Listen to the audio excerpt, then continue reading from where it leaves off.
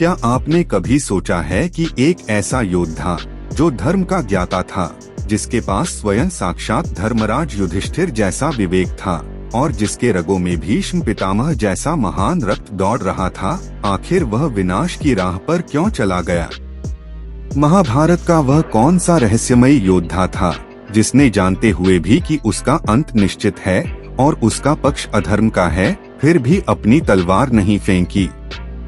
आज हम बात कर रहे हैं सोमदत्त की, जिनकी कहानी वीरता से ज्यादा उस आंतरिक युद्ध की है जो हर इंसान अपने भीतर रोज लड़ता है। सोमदत्त का संपूर्ण जीवन एक ऐसे महावृक्ष के समान था जिसकी जड़ें तो धर्म और न्याय की पावन मिट्टी में थीं, किंतु उसकी शाखाएं अधर्म के आकाश की ओर विस्तृत होने को विवश थीं। उनका जन्म महाराज बहलिक के प्रासाद में हुआ, जहां हवाओं में भी क्षत्रिय धर्म और वेदों की ऋचाएं गूंजती थीं, जिसने उन्हें बचपन से ही एक ऐसा दृष्टिकोण प्रदान किया जहां वचन को प्राणों से भी ऊपर रखा जाता था। सोमदत्त केवल शस्त्रों के स्वामी नहीं थे, बल्कि वे शास्त्रों के उस गहरे ज्ञान से भी ओतप्रोत थे जो एक राजा को राजर्षि बनाता है, परंतु उनके पूर्व जन्म का वह रहस्यमयी श्राप उनके विवेक पर एक सूक्ष्म आवरण बनकर छाया रहा। कहा जाता है कि पिछले जन्म में उन्होंने एक तपस्वी की साधना में अनजाने में जो विघ्न डाला था, उसी के प्रतिफल स्वरूप इस जीवन में उन्हें पग पग पर आत्मग्लानि और दुविधा का विष पीना पड़ा। उनकी युवावस्था में जब उन्होंने शासन संभाला तो उनके राज्य की समृद्धि की चर्चा इंद्रलोक तक होती थी, जहां दरिद्रता का नामो निशान न था और न्याय का तराजू सदैव स्थिर रहता था। उन्होंने अपने पुत्र भूरिश्रवा को एक ऐसे सांचे में ढाला जहां शक्ति और विनय का अद्भुत संगम था, परंतु नियति ने पिता पुत्र दोनों के लिए कुरुक्षेत्र की उस रक्तरंजित भूमि को ही अंतिम गंतव्य के रूप में चुना था। वे जानते थे कि कुरुवंश का यह गृहयुद्ध केवल भूमि का टुकड़ा पाने की लड़ाई नहीं है, बल्कि यह युग परिवर्तन की वह दहलीज है जहां पुराने सिद्धांतों को नए मूल्यों के लिए आत्मदाह करना होगा। जब महाभारत का युद्ध घोषित हुआ, तब सोमदत्त के अंतर्मन में एक महायुद्ध छिड़ चुका था। एक ओर भगवान श्री कृष्ण की धर्मनीति थी और दूसरी ओर वर्षों पुरानी वह कृतज्ञता जो उन्हें कौरवों के सिंहासन से बांधे हुए थी। उन्होंने अपने कक्ष में कई रातें जागकर बिताईं।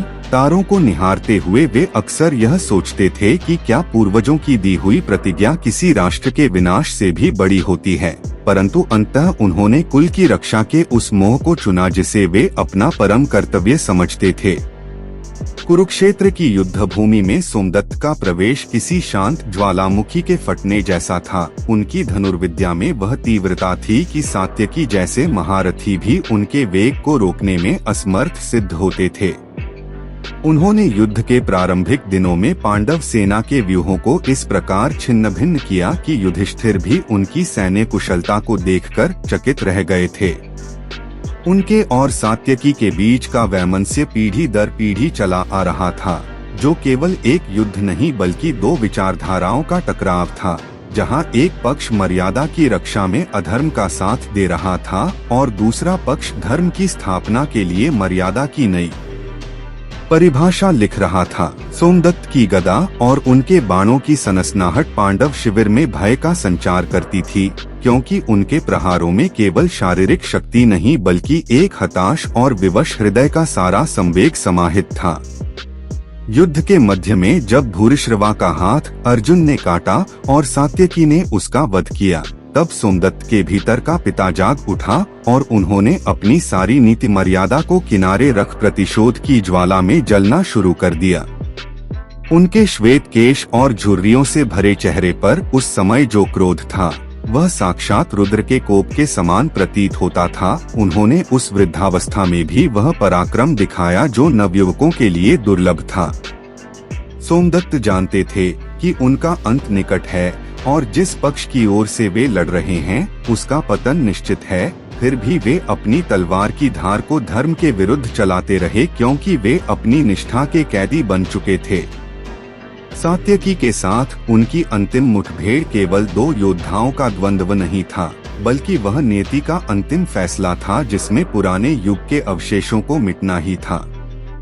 सात्यकी ने जब सोमदत्त का मस्तक धड़ से अलग किया तो वह केवल एक योद्धा का अंत नहीं था, बल्कि उस जटिल सोच का अंत था जिसने प्रतिज्ञा को परमात्मा से ऊपर मान लिया था।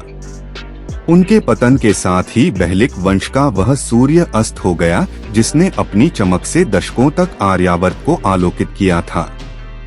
सोमदत्त की मृत्यु के पश्चात कुरुक्षेत्र की धूल में मिला उनका शरीर आज भी यह प्रश्न पूछता है कि क्या मनुष्य का भाग्य उसके कर्मों से लिखा जाता है या उसके पूर्व जन्मों के अनसुलझे रहस्यों से। उनका चरित्र हमें यह गंभीर शिक्षा देता है कि यदि हृदय में सत्य का प्रकाश हो और सामने ईश्वर खड़ा हो तो भी यदि दृष्टि अहंकार और वंश के धुंधलके में फंसी हो तो विनाश अपरिहार्य है। उनकी गाथा हमें बताती है कि जीवन में सही निर्णय लेना केवल बुद्धि का काम नहीं, बल्कि शुद्ध अंतरात्मा की पुकार सुनने की कला है, जिसे सोमदत्त जानते हुए भी अनसुना कर गए। आज भी जब महाभारत के महान योद्धाओं का स्मरण किया जाता है तो सोमदत्त का नाम एक ऐसे दुखद नायक के रूप में उभरता है जिसने अपनी पूरी शक्ति और वीरता एक गलत नींद को बचाने में झोंक दी।